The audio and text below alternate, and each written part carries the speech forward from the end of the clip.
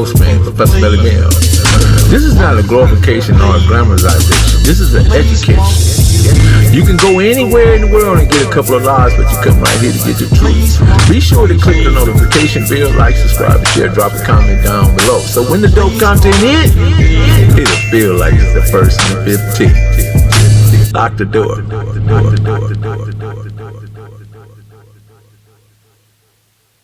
Professor Melly Bell, the Hood Postman. Who I'm here with today? Young Kenny Mac, Long Beach, East Side, 21st Street. 21st Street. Good to see you, man. Good to finally be here with you. I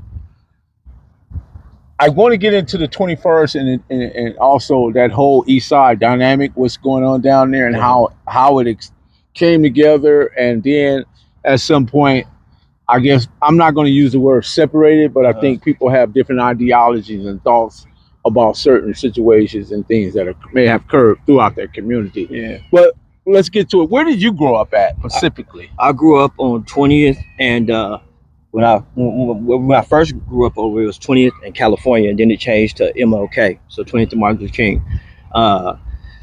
Also, I lived on 20th and Myrtle, and that whole little section right there on the east side. That's where I spent.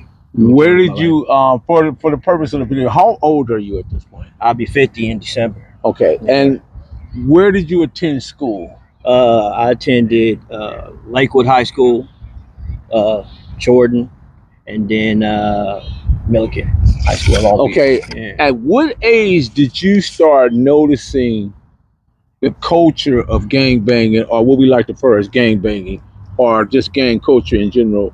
At what point did it either catch your attention, or did it have an impact on you? How early did it? I want to say about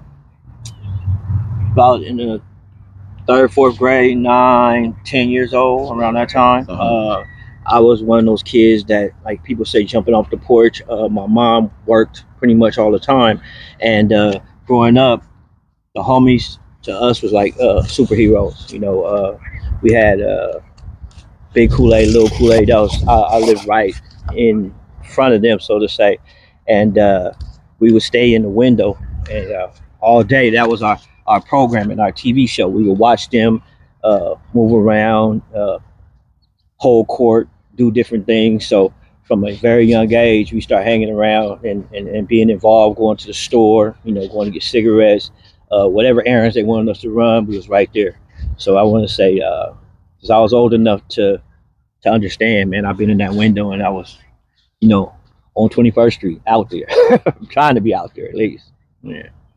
At what point did it actually, whether good or bad, did it impact your life to where you say, wait a minute, man, what's going on here? What's really happening? Because we have our own generalizations about the culture, but yet when we get into it, we realize there's some things about it that either shift, change, or necessarily didn't fit the narrative that we believe. I think for me it was a little different because I had 3 dynamics. I grew up, I was what you call a PK.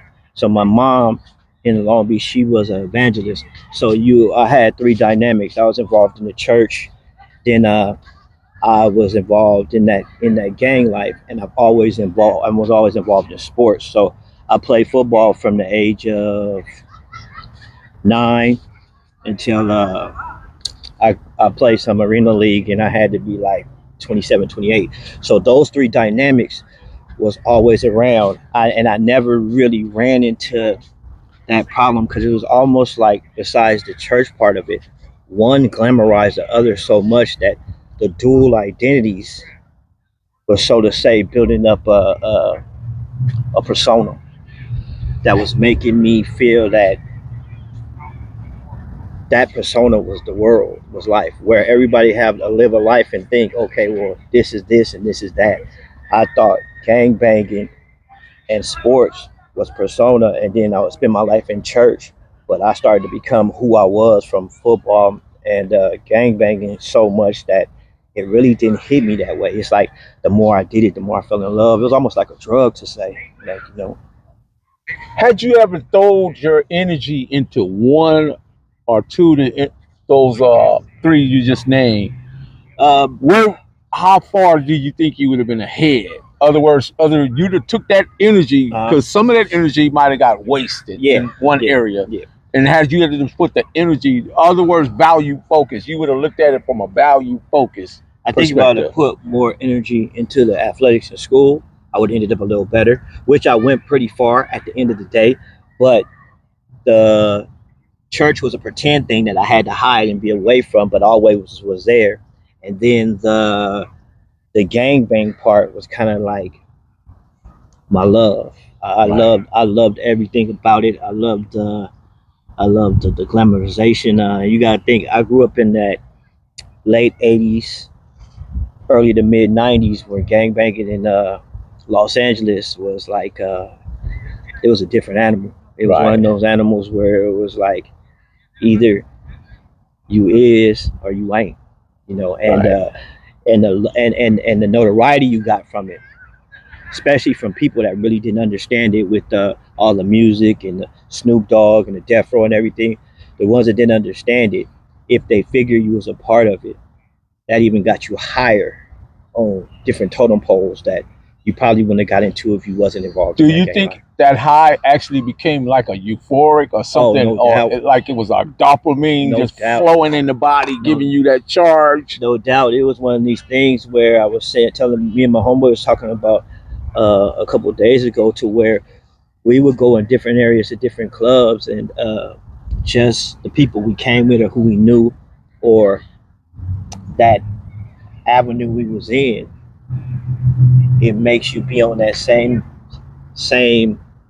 road as that celebrity style almost. Right. You become like how everybody now with the Chris Browns and all that other stuff. But back in the '80s and the '90s, if you was doing what you were supposed to be doing in the hood, you had that same kind of lifestyle and demeanor. Man, as a matter of fact, shout out to Snoop Dogg, Warren G, Trey D, the East Siders, and the whole Dub Shack and everybody. Fabian Adams, of course, my boy Ace, Joe Dog, Rick Dog, Jim Dog, King Dog, Jabbo, Big Bandit, Bouncer, Kool-Aid, Big Insane. I just want to give all them that love, man, because all them cats, man, because you know I know them all, and I appreciate just knowing them and meeting them, and you know, maybe not we met in the best of circumstances, but we made it great because we communicated and congregated. And the thing I always thought was different by what you just said, by me playing football through high school, different colleges and stuff like that. One thing I could say about us and our gangbanging nature, when you were from California, from hoods, and recognized, when we got away from our hoods, we used to collab with each other, that we took care of each other. So I know with Insanes and Rolling 20s, if you catch us at any clubs, any event or whatever, it was Long Beach. It was no separation at all. It was like, oh, you in here tonight? Yeah, right. You in here tonight? Anything pop off, get at us, you know. And it even ran as deep as like, you know, back in the day when I was growing up, we got along with the Hoovers. If we was in Hussein, I remember Hussein. Yeah, we was in LA. We was somewhere. It was one of them things that we was together. And I think now it's still that. I just think back then it was a little deeper, a little more love, to the point where we cared about each other's like well-being, each other's endings, almost, to say that. Right. We ain't out here. We already into something that you better be smart to be in. So we were trying to keep each other to stop from being out here stupid and losing when you didn't have to. Got it. I also want to extend that to Reese Cup, Big Reese Cup, and also Chicken Swoop, you know, all my guys. All those guys, man. And if I miss anybody, man, I didn't do it on purpose. You know, I got plenty of love for Long Beach. That's why we sitting down today and talking about Long Beach. So when it came to Long Beach, right, you had the Insanes and you had the 20s. 19th Street also, we had Insanes, 19th Street. Most of you guys were related some kind of way down there, because those black families been there for a lot years. Of the ways we were related is, like I told you, I started playing Pop Warner football when I was 8-9 years old, and I was a little guy growing up, so I always played under. But you start playing the Pacers, the Cowboys, the Vidars, whatever. all of Long Beach in that poly system, we grew up together. And what that led to is that we start spending the night at each other's houses. We start, uh, those parents start taking care of other kids because after practice or games, everything, you would be at those houses. So 20s and Insanes were two different hoods. But like I said before, when we grew up, we were almost like the same hood. Most 20s and Insanes, if you're not related, you grew up together, you played football together, you spent the night at each other's house. You you can almost sit here and I can go down the line and name different people that I I actually had a relationship that was bigger and deeper than gang sports than anything else. Croft Dog, Antonio Oh yeah, Crawford, oh yeah, Lil Tone, Lil Tone, we up in there, man. yeah, I'm yeah, calling you Little Tony. yeah. Croft, that's one of my brothers. We went to Cerritos College together, and his family, Big Tone, Trini, uh, they adopted me as a brother. So I grew up with them, and that's another group that I was at their house, spend the night, uh, 5 nights out of 7. So it's like you said, it's Long Beach was we grew up as a tight knit group that we had our beefs, we had our wars, but we predominantly knew each other. God, like you said, was related and connected in some way. Do you recall Willie Gaither, Chico Bell, and those two guys were there because they kind of pushed that Long Beach car in a direction that it went? Yeah, I'm one of the ones that grew up out from the YFC. Willie Gaither, Joe Dog, Chris Gaither, Andre Andre. We That was another and Randy. Group of Randy, that YFC that we was a close knit group that we also was at each other's house, was always together. Me, I was real close to Will and Joe and Dupree and David, and we was all that that YFC car that we Will and Joe and them kind of like Croft. They started that, and as it grew, it was we all stick together, but it was a brotherhood to the point where we looked after each other. We in a way that's it's kind of unreal how you look at things today, but we took care of it in every way. I needed something done. I didn't even have to ask. It was love, And even Big Willie McGinnis, that played for the I remember Willie Patriots. McGinnis. Yeah. He from the Y. So Will, like him and Croft Dog was real close. Oh yeah, Croft, they together. Grew up, and the thing about Long Beach too, people don't realize that a lot of your big prominent stars like Will and coaches and different things. Like me, I coached at the high school level, the junior college level, whatever. Growing up in Long Beach, you didn't know at that time, but we all was cut from that cloth. No matter what we did in our lives, we was cut from that cloth, and we took care of each other no matter what it was we was doing. Even with Will, you can call him and he look out for you. You can call Crawford, was trying out for the Eagles, and was playing for the Eagles. Come home, look out for you without any questions. So that group. It was one of those groups where, and it was more than like what people think gang banging is. It was a brotherhood. It was love. It was really love. I appreciate hearing this story, man, because I keep trying to figure out, because Long Beach is the only city that don't have no bloods. Yeah. Oh yeah. So yeah. how's that dynamic work? And the people don't understand that we've had a few blood sets that tried to move in, but there was more cliques. It's just Long Beach is one of those places where our hood is carved up basically with 20s and Insanes.